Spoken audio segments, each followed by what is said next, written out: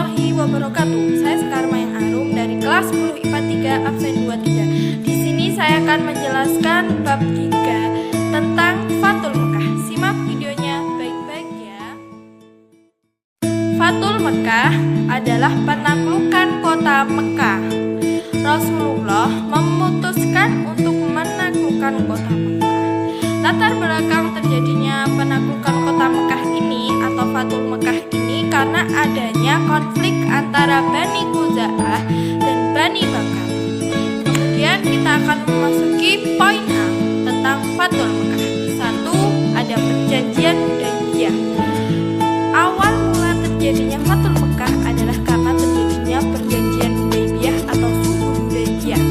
Nah, ketika Rasulullah lama tidak berkunjung ke Mekah selama 6 tahun, hati Rasulullah merasa terusik, merasa rindu dengan kota Mekah. Akhirnya Rasulullah merencanakan dan memberitahukan akan berangkat ke Mekah untuk melaksanakan umroh.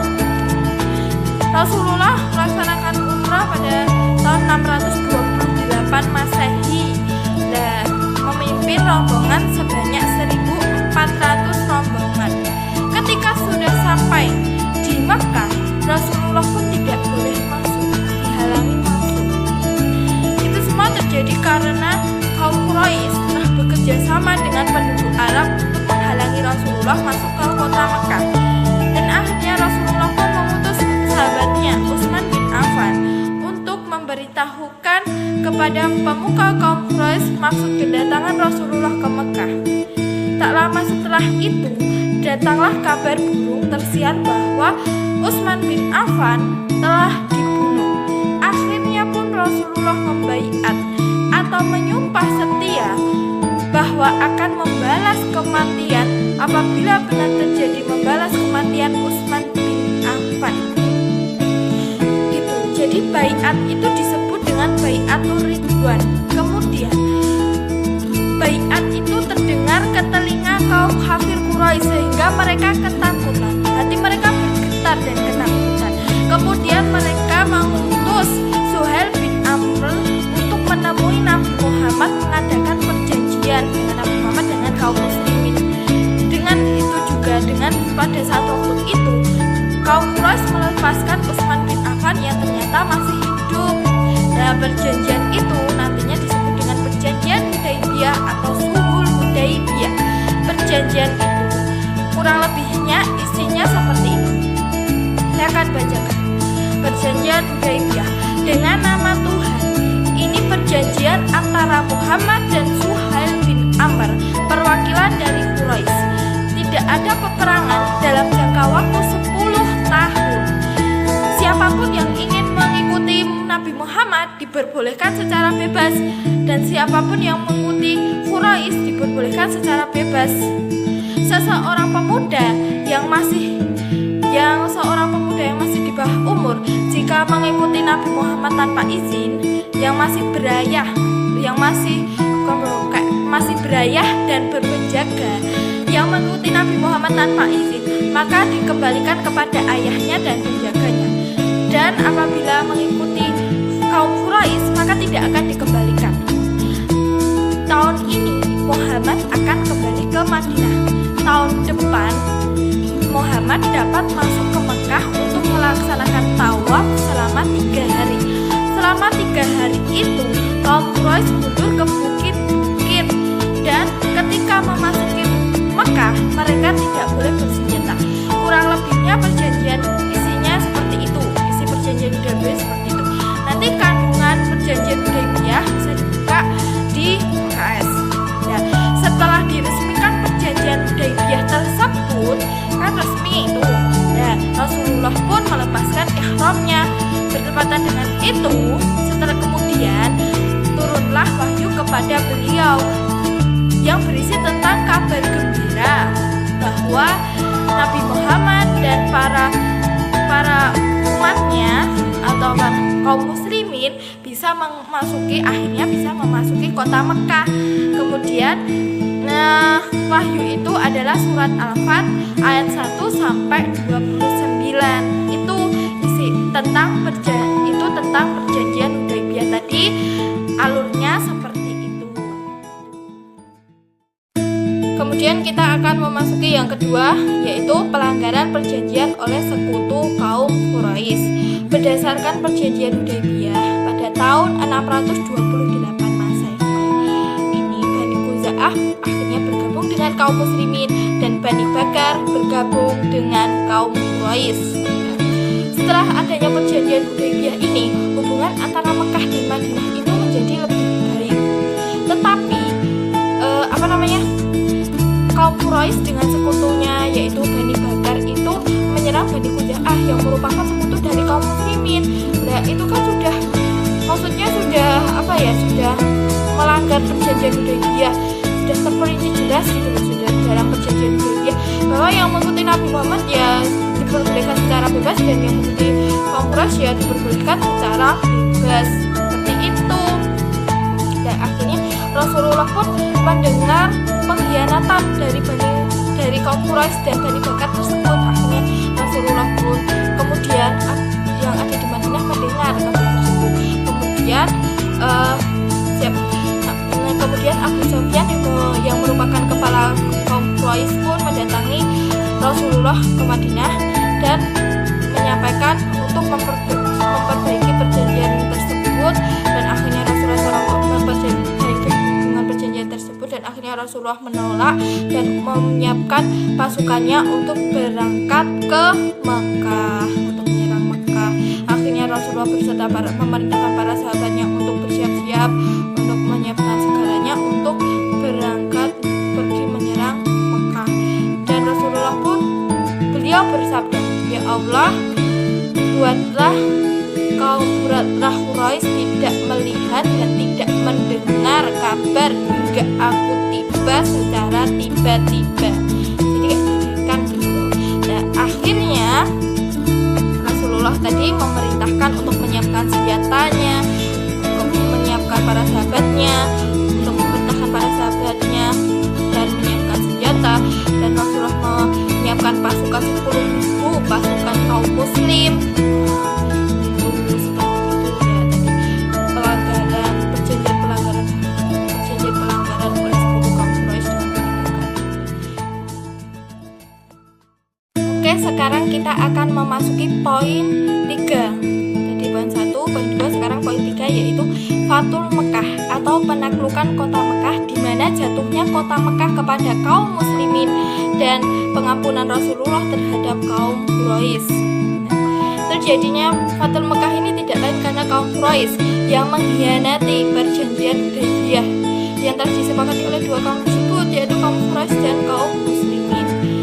Dan kemudian Rasulullah SAW bersama 10.000 pasukannya menuju ke Mekah pada tanggal 10 Ramadan 8 Hijriah. Dan 10 Ramadan 8 Hijriah Rasulullah menuju ke Mekah. Kemudian Rasulullah meninggalkan Madinah untuk bersiap-siap berperang. Ketika Rasulullah sampai ke Dzulhuwaifah, Rasulullah menundukkan kepalanya hingga ujung jenggotnya hingga sampai ke pelananya. Hal ini menunjukkan ketawadukan Rasulullah SAW terhadap Allah Subhanahu wa Ta'ala. Ketika pada tanggal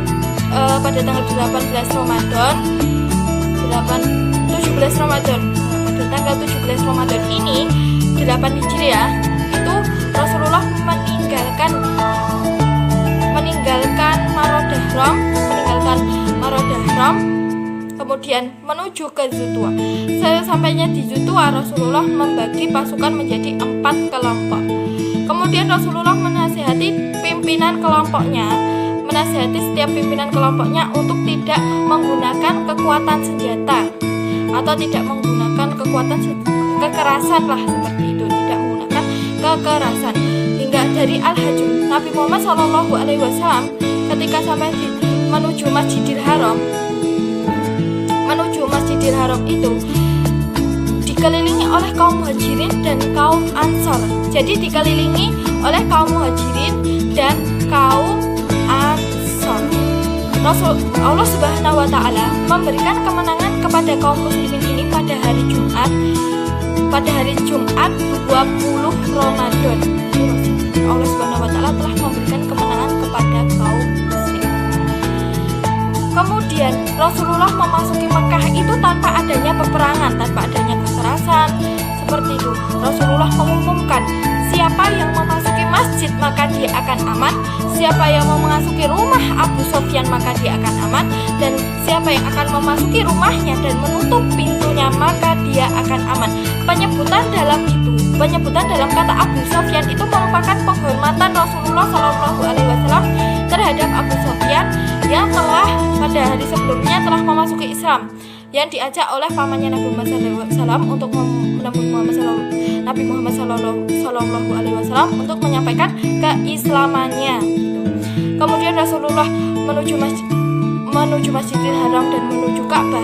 Rasulullah mengelilingi Ka'bah, tawaf, menunggangi unta, sambil membawa busur panah, menggulingkan berhala-berhala yang mengelilingi Ka'bah sebanyak, kalau nggak salah 360 buah berhala. Gulingkan semuanya bersama para sahabatnya pun. Kemudian Rasulullah memasuki Mekah. Rasulullah memasuki Ka'bah. Ketika Rasulullah memasuki Ka'bah, Rasulullah melihat gambar Nabi Ibrahim dan Nabi Ismail yang sedang berbagi anak panah ramalan. Kemudian seusai itu Rasulullah melaksanakan sholat. Rasulullah mengelilingi sekitar Ka'bah itu dan berdoa di pojok-pojok Ka'bah. Kemudian kaum Quraisy di mana? Kaum Quraisy menunggu Rasulullah SAW di masjid untuk menunggu keputusan Rasulullah selanjutnya. Kemudian pada hari kedua terjadinya Fathul Mekah ini, Rasulullah menyampaikan khutbah. Nah, kemudian setelah itu istri Abu Sofyan yang bernama Hindun, anak Abu Sofyan, Muawiyah masuk Islam, menyampaikan keislamannya, dan akhirnya pada kejadian itu kaum Quraisy banyak berbondong-bondong setelah Fathul Mekah ini loh. Terjadinya Fathul Mekah ini kaum Quraisy berbondong-bondong untuk memasuki Islam, menyampaikan keislamannya. Dan kejadian ini diabadikan dalam surat An-Nasr ayat 1 sampai 3 yang bunyinya idza jaa nasrullahi wal fath wa ra'aitan nasa yadkhuluna fi dinillahi afwaja fasabbih bihamdi rabbika wastaghfir innahu kana tawwaba. 7 itu berarti surat yang diabadikan tentang kemenangan Rasulullah. Tidak apabila datang nasrullahi wal fath, pertolongan Allah dan kemenangan, dengan kemenangan kaum muslimin. Tidak lain tujuannya dari terjadinya Fathul Mekah ini, salah satunya dari 3 tujuan adalah membersihkan kota Mekah dari segala kemusyrikan yang ada.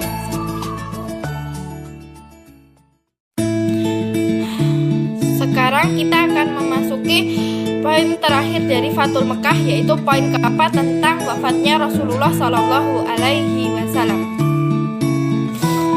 Jadi dari banyak para utusan dari kabilah bangsa Arab itu datang kepada Rasulullah SAW untuk menyampaikan keislamannya dan akhirnya memeluk agama Islam. Dan tadi yang telah diabadikan dalam surat An-Nasr ayat 1 sampai 3 gitu ya. Dan akhirnya pada tanggal 25 Dzulqa'dah pada tahun 10 Hijriah, Rasulullah bersama 100 kaum muslimin itu meninggalkan kota Madinah menuju ke Mekah untuk melaksanakan ibadah haji. Dan saat Rasulullah SAW berdakwah, menyampaikan dakwahnya kepada kaum muslimin itu merupakan amanat yang sangat penting. Jadi memang amanat yang sangat penting yang disampaikan oleh Rasulullah SAW. Haji itu disebut dengan haji wada atau haji pamitan, haji perpisahan, dan sebagian orang menyebutnya dengan haji balagh atau penyampaian dakwah Allah Subhanahu wa taala. Dan pada akhir bulan Safar tahun ke-10 Hijriah, setelah Rasulullah SAW berkunjung ke makam Al-Baqi, Rasulullah sesampainya di rumah Aisyah, kepala Rasulullah merasa sangat berat semakin lama semakin berat, dan akhirnya Rasulullah SAW memerintahkan Abu Bakar As-Siddiq untuk menggantikan menjadi imam sholat. Dan akhirnya Aisyah pun menghalanginya karena takut banyak orang yang tidak menyetujuinya. Tetapi Rasulullah SAW tetap menunjuk Abu Bakar untuk menjadi imam sholat, dan tidak ada satupun yang tidak menyetujuinya dari kaum muslimin. Nah gitu.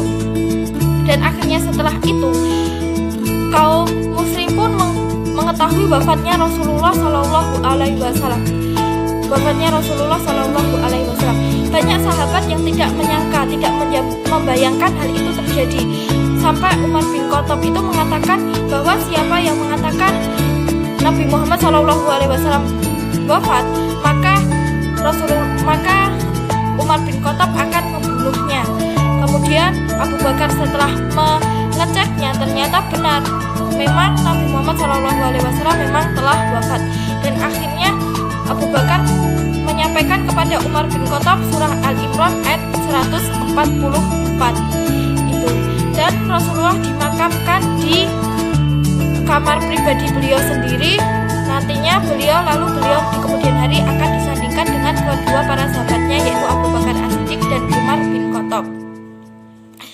Nah, sebelum Rasulullah dimakamkan, tadi kan pemakamannya di situ. Sekarang Rasulullah sebelum dimakamkan itu terjadi dulu pemilihan khalifah atau pemilihan pemimpin yang akan memimpin umat Islam.